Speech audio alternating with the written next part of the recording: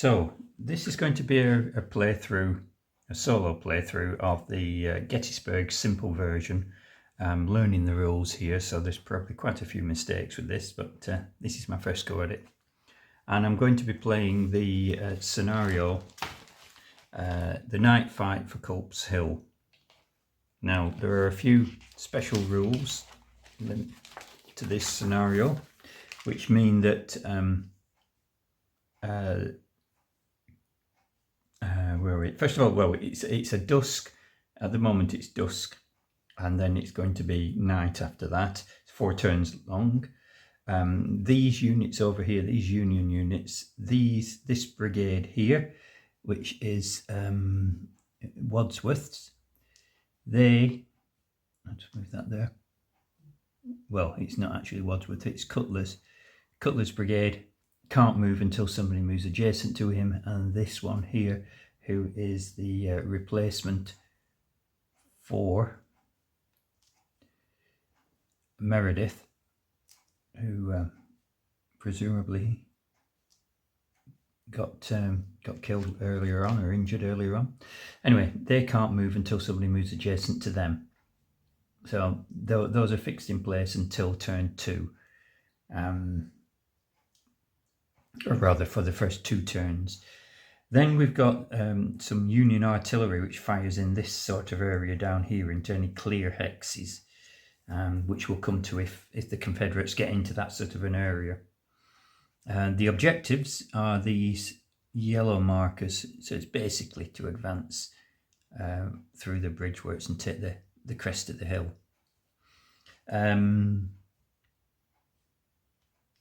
What else do we have? That's probably the main part of this scenario.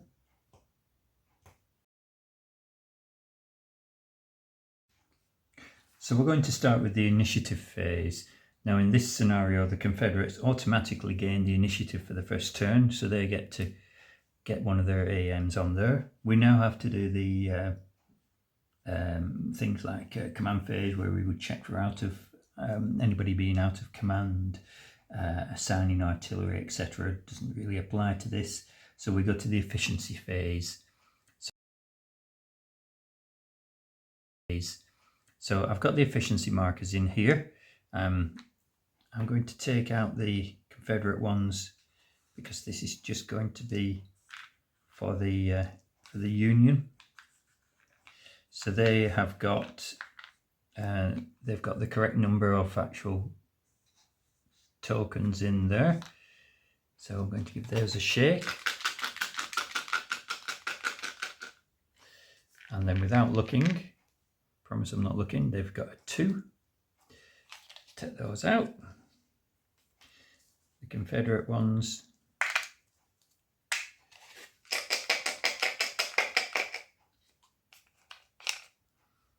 they've also got a 2, which means take those out, which means that we put into there, we put 1 Confederate because they've already got 1. We put 2 for Geary and 2 for Wadsworth. There's no modifications to the AMs because of the leaders on the table. There's nothing like that in this scenario as far as I can see. So now we move on to the activation segment, which is going to be the Confederates first of all. So they're going to do the move and rally phase. Now, if you've got units adjacent to the enemy, one other thing I should have maybe said is that over here we have 2 combat ineffective brigades, which has various effects later on, and these 2 units start disordered. Anyway, back to what we were saying. If you start adjacent to an enemy and you don't do an attack order, you have to move away, you have to pull back, which we don't want, obviously, as the Confederates. So what we're going to do is Williams is going to issue an attack order. So I will put an attack at the back. I've tried to spread these out so you can see all all the units, with this being such a large hexes. And then I'm also going to put Jones on attack orders so that he can move up, but I'm not going to put Stuart on attack orders. Now, if you're not on attack orders, you get your full movement allowance, but you can't move adjacent to the enemy. You can't shoot either. So that's these units here. So we're going to start with those. So they're going to move, they've got a movement allowance of 6, so they're going to 1, 2, 3, 4 for crossing the river, and we're going to stop there. So basically, the creek, I should say. These are going to move up here, 1, 2, 3. As I said, they can't go adjacent, so they're going to stop where they are. These 2 units here aren't going to do anything. Now over here, we have Williams. Now, Williams is a cautious commander, which means that he personally can't go adjacent to the enemy, which means that when these units, and that's an optional rule, but I'm using it, which means that when this brigade activates, they won't be able to actually, they won't gain the +1 for a charge. So what we're going to do, we're going to leave him there, obviously, and then the rest of the brigade is going to move up. So that means these are going up here.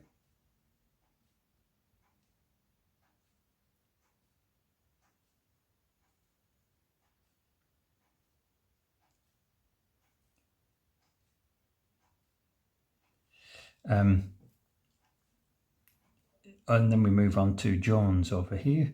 He's basically just going to move up as far as he can. So these move up.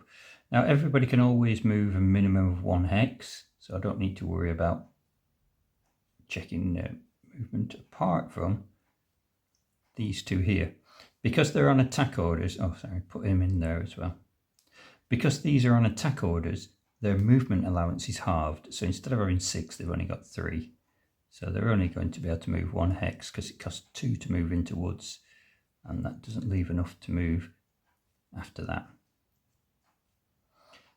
So just neaten that up. Williams stays back there. So that's the movement phase.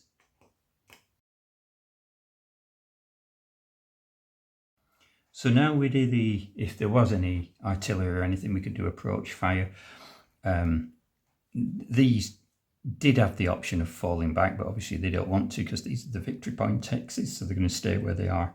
So we now have to designate, because they're adjacent, we have to designate who's charging who. And you would do that with these charge markers. So you would put that one on there to say that these 2, and this, both the units in the hex have to charge the same one, so they're both charging him. What's going to happen is that they're going to charge there, they're going to charge there, they're doing it, and so on, all the way down the line. So I'm not actually going to put these on. They should be on. I'll just leave that one there just to remind that everybody's basically attacking in that sort of a direction. So now we've got to go on to the actual combat itself. So I'll bring in the fire table, play raid, and we have to go through a series of dice rolls, etc. for this. So I'm going to do this first. This hex here is attacking this hex. So what we do first, it's all simultaneous fire, so the Union will get to fire back regardless of the outcome. So we start off, we look, these are the modifiers to the dice roll, strength points. So the Confederates have got 4 and 6, they've got 10 strength points, which is a 0. So they start with 0. Weapons, they've got rifled muskets. I think everybody's got rifled muskets. That's +1, so they're on +1. Terrain, -1 for the woods, -1 for the breastworks. So that would be -2. They've got a +1 from the muskets, so they're on -1. They don't get charge fire combat because Williams is not adjacent to any enemy unit, because he's cautious. So they're on a -1. So we roll the the 2 dice. Now you roll 2 dice together. The greys are obviously going to be the Confederates.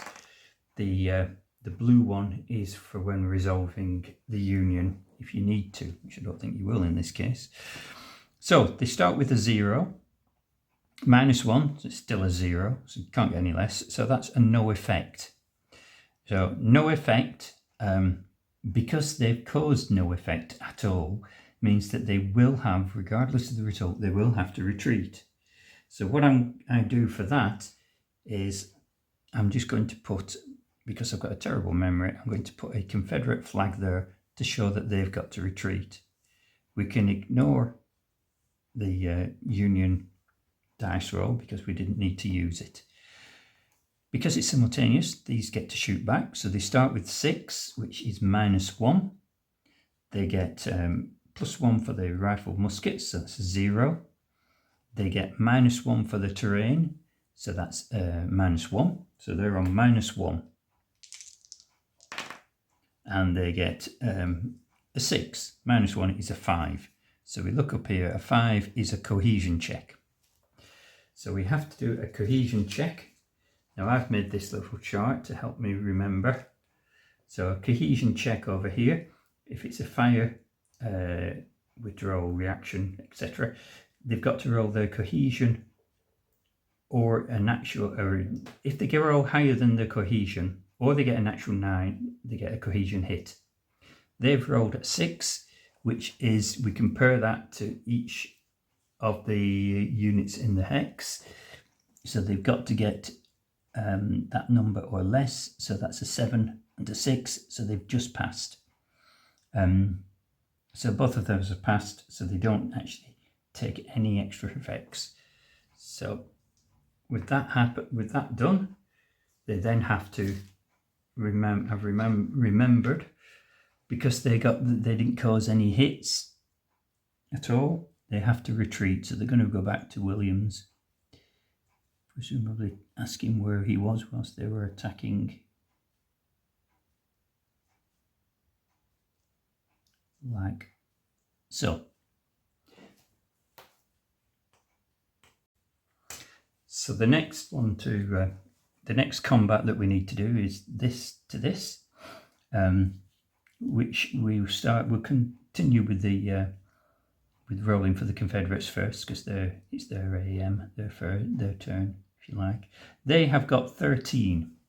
So 13 is a +1, +2 for the weapon, -2 because they're attacking across breastworks, so they're basically on a 0. They don't gain their charge bonus.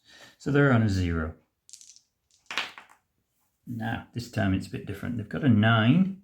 So a 9 is a cohesion hit, cohesion check, and 2 strength point losses. So I'm going to immediately put the 2 strength point losses on.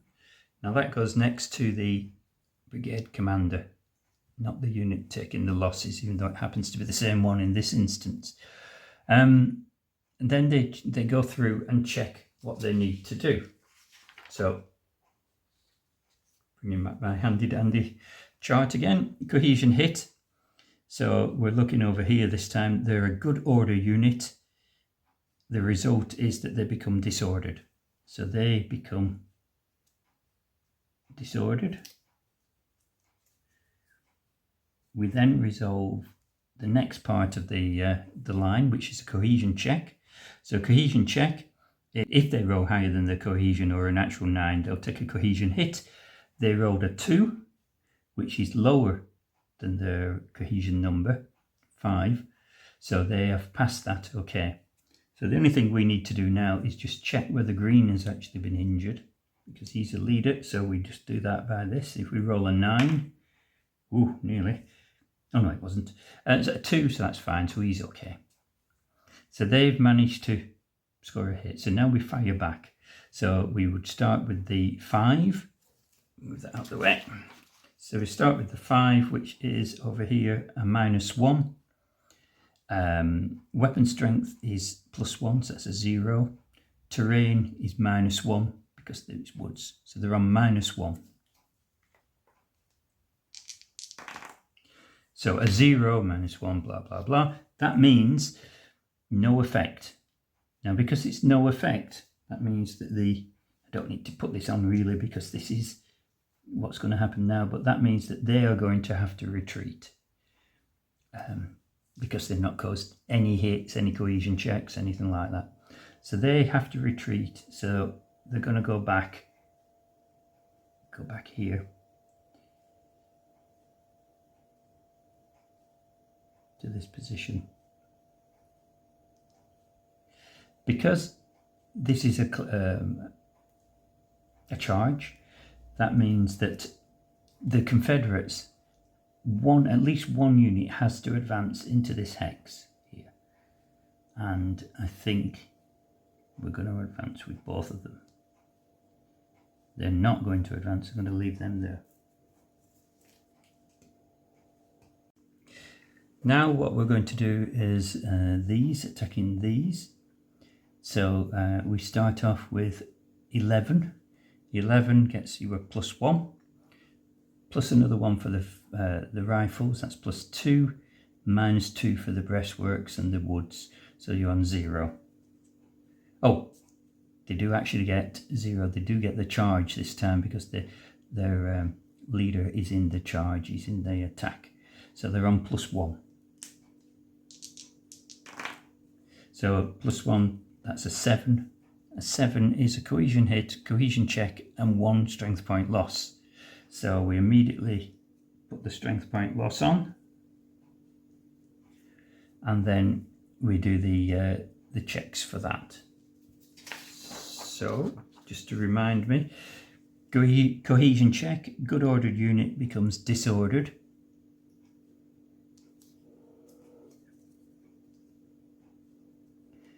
And then we do a cohesion check. So we check with this dice number 2. So that is a pass because he only had to roll under a 6. So he's passed that. So nothing else happens to him. Then we roll for the Union's reply. I'll roll the dice and do the calculations. A 3. That might be important, so I'll check it. I don't think. Right. So they've got 5 strength points, which is -1, +1 for the rifles, that's a 0, -1 for the woods, so that's a -1, so a 2. It actually was, because it means it, rather than it being a no effect, it's a cohesion check. So that stops him having to retreat. So they have to do a cohesion check, so they use their dice roll, which was a 0, which was less than their number, so that they just stay where they are. And so we move on to this assault on here, or charge onto there. So in this instance, what we're going to have, bring this back in, they've got a 4 and a 5, so that's 9.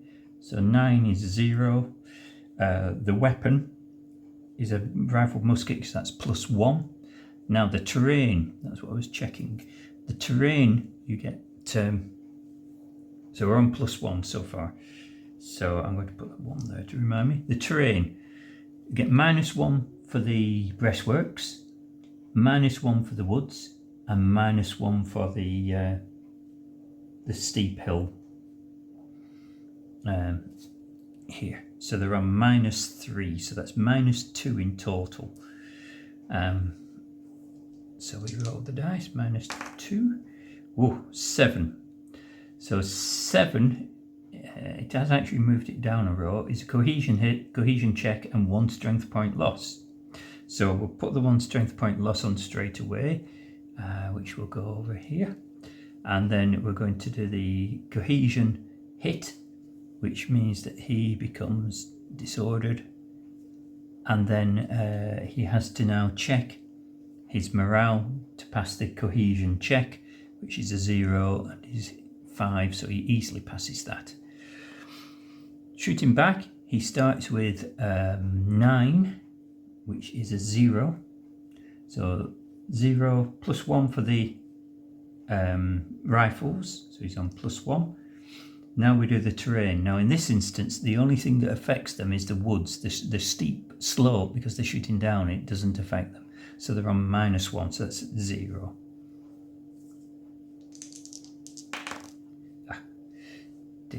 really do much. Put them back. So they've rolled a 0, no effect. That does mean that the Union will have to retreat when we've worked everything out, which is now.